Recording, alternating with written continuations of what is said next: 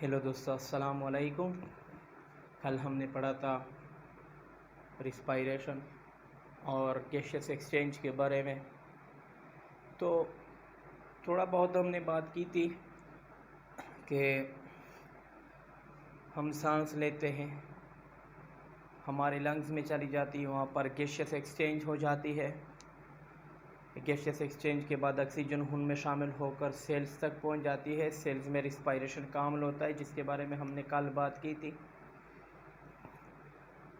वहाँ पे खून में दोबारा सेल्स से कार्बन डाइऑक्साइड खून में शामिल होकर लंग्स तक आती है, लंग्स से बाहर खारिज हो जाती है। लेकिन एक बात हमने जो कल करनी थी वो ये थी कि हम सांस ले रहे थे और हम सांस खारिज कर रहे थे। तो सांस लेने और खारिज करने का जो अमल है उसको हम ब्रीथिंग कहते हैं। सांस लेने और खारिज करने का जो अमल है उसको हम क्या कहते हैं? ब्रीथिंग कहते हैं। तो ब्रीथिंग को हम किस तरह डिफ़ाइन करते हैं? डिफ़ाइन करने से पहले हम जाते हैं थोड़ा डायग्राम की तरफ। डायग्राम में हम देख रहे हैं कि नोज़ है, जिसको हम नोज़ के अंदर एक कैविटी पाई जाती है, खाली जगह पाई जाती है, जिसको हम सिंपली नेज़ल कैविटी कहते हैं। और दूसरा है ओरल कैविटी, जिसको हम माउथ भी कहते हैं। ये दोनों रास्ते फेरिंग्स पर, इस जगह पर आपस में मिल जाते हैं। तो जब हम सांस लेते हैं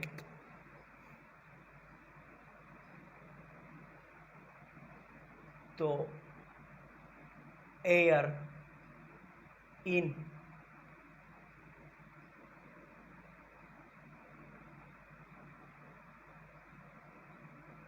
हवा हमारे नाखूनों में दाखिल होती है, नेज़ल कैविटी में दाखिल होती है, ये जाकर फेरिंग्स तक पहुंच जाती है।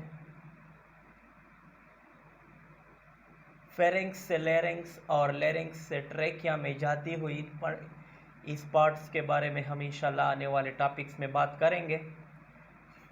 तो ये हवा आती हुई दोनों लंग्स में दाखिल होती है।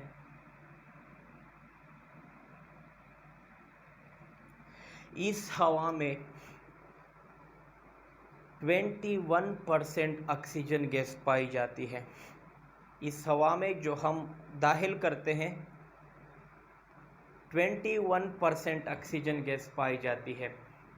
ये ऑक्सीजन गैस यहाँ पर ब्लड में शामिल हो जाती है और ब्लड से कार्बन डाइऑक्साइड गैस जो है वो लंग्स में आ जाती है।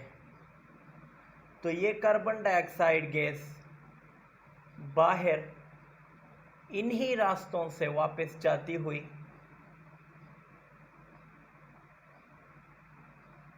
नाखूनों या मुंह के रास्ते जिस्म से बाहर खारिज हो जाती है, जिसको हम कहते हैं एयर आउट, यानी हवा का जिस्म से बाहर खारिज होना। तो इन दो प्रोसेस का जो मजमुआ है, एयर इन और एयर आउट, को कलेक्टिवली हम क्या कहते हैं? ब्रीथिंग कहते हैं। तो चलो अब इसको डिफ़ाइन करते हैं और समझने की कोशिश करते हैं। Define breathing. सबसे पहले तो हम कोशिश करते हैं कि आप लोगों को ये समझाए कि पेपर में किस तरह सवाल आएगा।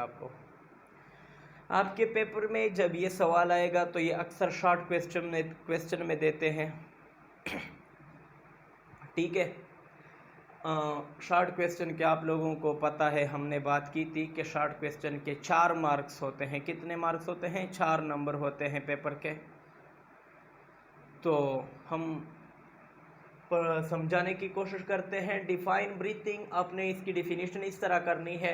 Breathing is a physical process in which animal move air in अल्फाज को मैं अंडरलाइन करता हूँ। and out of their bodies.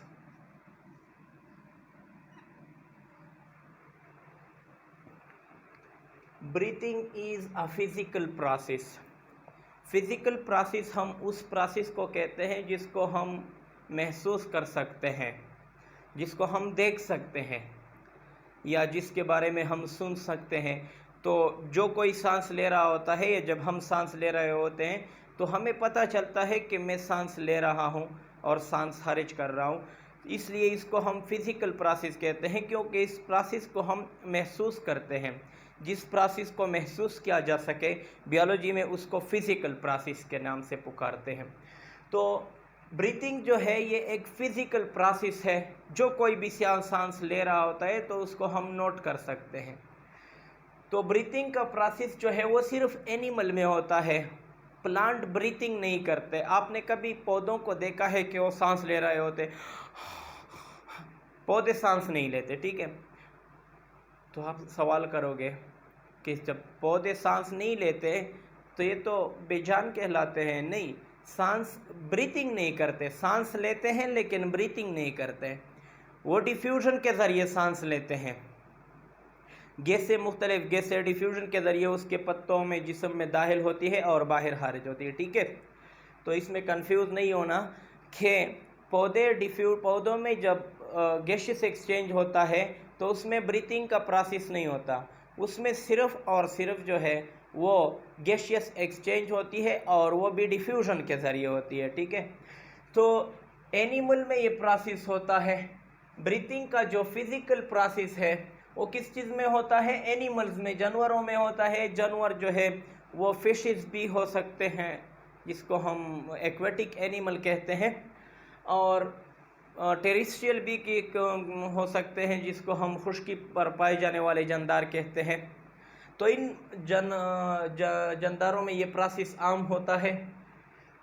तो ये एक ऐसा प्रोसेस है जो एनिमल में होता है, और इस प्रोसेस में एनिमल अपने जिस्म के अंदर एयर इन, हवा को अपने जिस्म के अंदर ले जाते हैं, and out of their bodies, और इसी हवा को जिसमें कार्बन डाइऑक्साइड गैस शामिल हो जाता है बाहर वापस निकाल देते हैं। तो इस दो प्रोसेस का मजमुआ सांस लेने और बाहर खारिज करने, सांस लेने को इंस्पायरेशन या इनहेलेशन कहते हैं, और सांस खारिज करने को जिसको हम एक्सपायरेशन या एक्सहेलेशन कहते हैं, मजमुई तौर पर इकट्ठे तौर पर क्या कहते हैं? हम ब्रीथिंग कहते हैं। उर्दू में इसको हम सांस लेने का अमल कहते हैं, ठीक है। तो इट इज़ डन, हम क्यों ब्रीथिंग क्यों करते हैं? कल हमने बात की थी इसके बारे में। It is done to get oxygen from the air. ये हम इसलिए करते हैं ताकि हवा से ऑक्सीजन गैस जज़ब कर सके।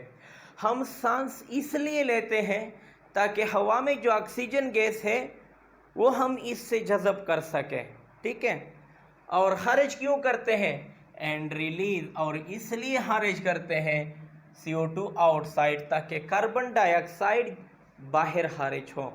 हमारे जिस्म के अंदर रिस्पायरेशन के दौरान कार्बन डाइऑक्साइड गैस बनती है, और इसकी एक्यूमुलेशन, इसका जमा होना जिस्म के लिए नुकसानदेह है। तो इस नुकसान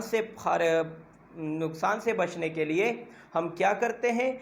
कार्बन डाइऑक्साइड गैस को जिस्म से बाहर खारिज करना होता है, और इसलिए हम इसको खारिज करते हैं। और खारिज करने के अमल होगा हम एक्सहेलेशन कहते हैं, या सांस लेने और खारिज करने को इकट्ठे तौर पर हम क्या कहते हैं?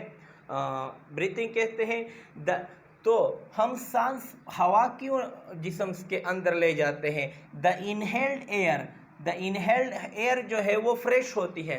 जो हवा हम जिस्म के अंदर ले जाते हैं वो फ्रेश होती है। फ्रेश का मतलब क्या है कि इसमें ऑक्सीजन की कंसंट्रेशन ज़्यादा होती है। The inhaled fresh air has high concentration of oxygen.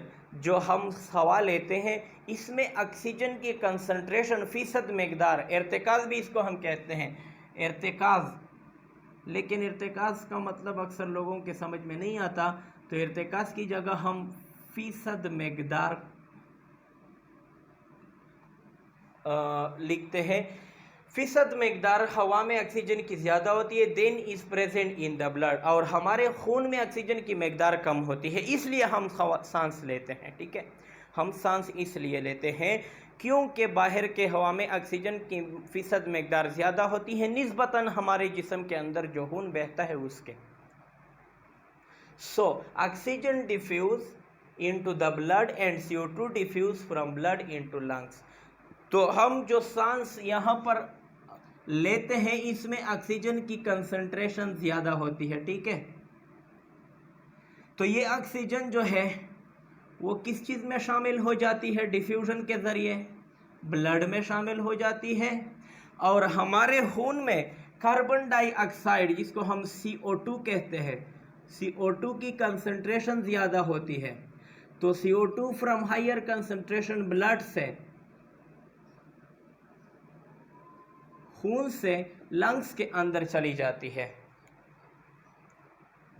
And expelled out, और जब लंग्स के अंदर ये चली जाती है तो इसको हम बाहर खारिज करते हैं।